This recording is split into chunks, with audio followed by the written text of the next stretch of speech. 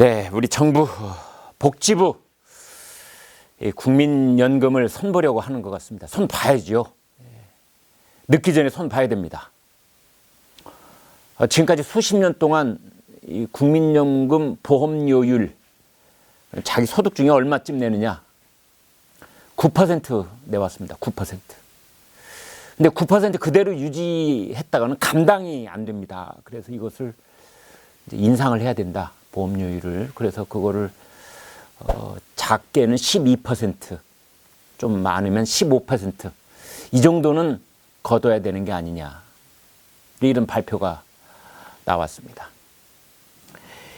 이제 그 발표가 나오자마자 바로 청와대에서 반응이 나왔죠.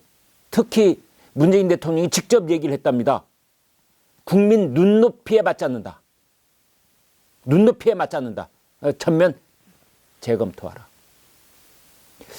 복지부는 뭐 대통령 뜻도 모르고 그런 계획을 세웠다는 것인지, 아무튼 이제 분위기가 그렇게 흘러가는데, 그건가 보다 했는데 난데없이 또 하나의 사건이 터지는데, 보건복지부의 국민연금 정책국장, 국민연금 정책과장, 국민연금과 관련해서 가장 핵심적인 두 간부 공무원의 휴대폰을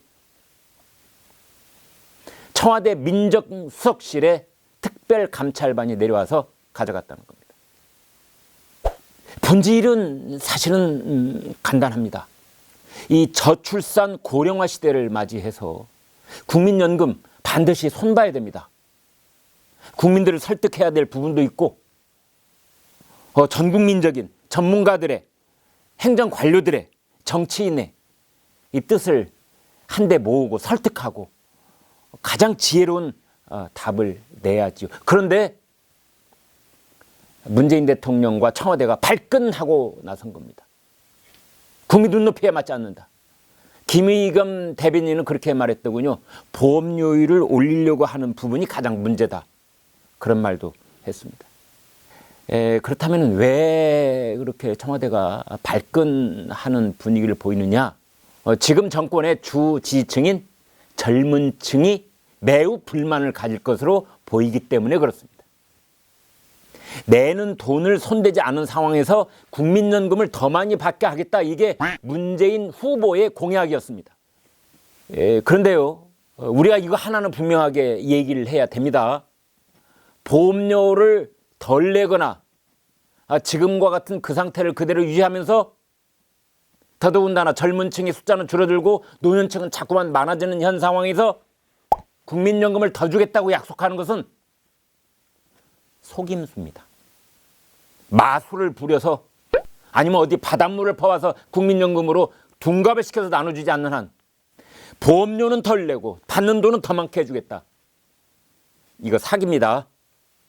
그런 상황 속에서 보건복지부한테 국민연금 개혁안을 만들어라 하니 이 공무원들은 어떻게 하겠습니까?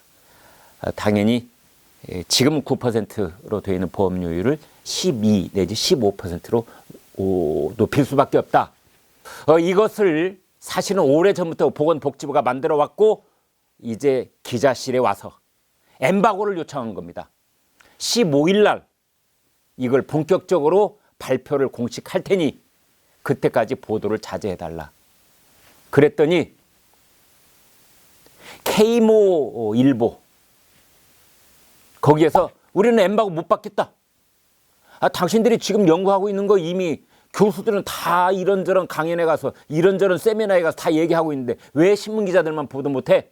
이렇게 된 겁니다. 그래서 엠바고가 성립하지 못했습니다. 보도 자제 협약, 이게 성립되지 못한 겁니다.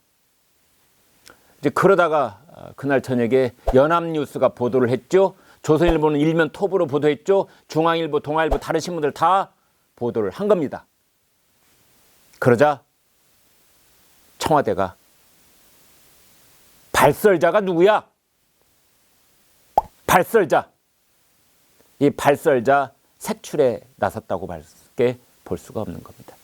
그래서 민정수석실에 특별감찰반이 와서 동의를 받아서 정책국장, 정책과장 휴대폰을 가져갔다는데 지금 장난합니까? 장난하냐고요. 청와대의 민정수석실에 특별감찰관이 와서 휴대폰 좀 봅시다. 동의 쓰실라우? 동의서 못 쓰겠습니다. 이렇게 말할 공무원 우리나라에 있습니까? 동의서 받았다고요? 동의서 받았으니까 법적으로 하자 없다고요? 지금 무슨 소리를 하고 있는 겁니까? 공무원 인권을 전혀 도외시하는, 안중에도 없는 그런 짓을 한 겁니다.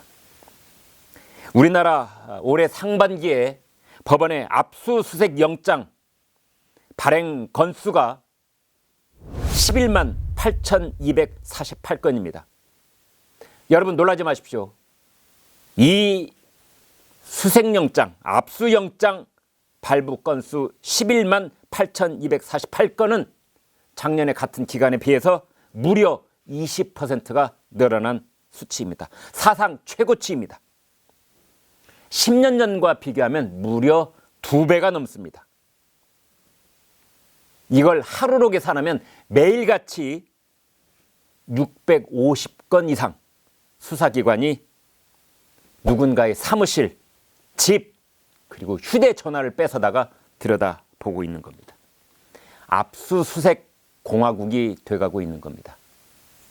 우리들이 가지고 있는 휴대폰은 사실 우리의 사생활이 100% 들어있습니다. 우리 금융거래 거기 다 들어있죠. 주식 투자하면 그 내용 다 들어있죠. 공무원이, 독신인 공무원이 있다고 합시다. 누구하고 사귄다, 연인관계 그 안에 다 들어있죠. 친구들하고 카톡 주고받은 거 다 들어있죠. 이게 바로 요즘 휴대전화입니다. 근데 그것을 청와대 민정수석실의 특별감찰관이 가지고 간 겁니다.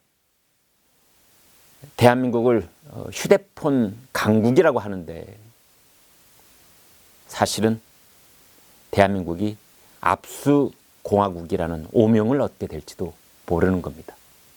아무튼 휴대폰 간수 잘 하시기 바랍니다.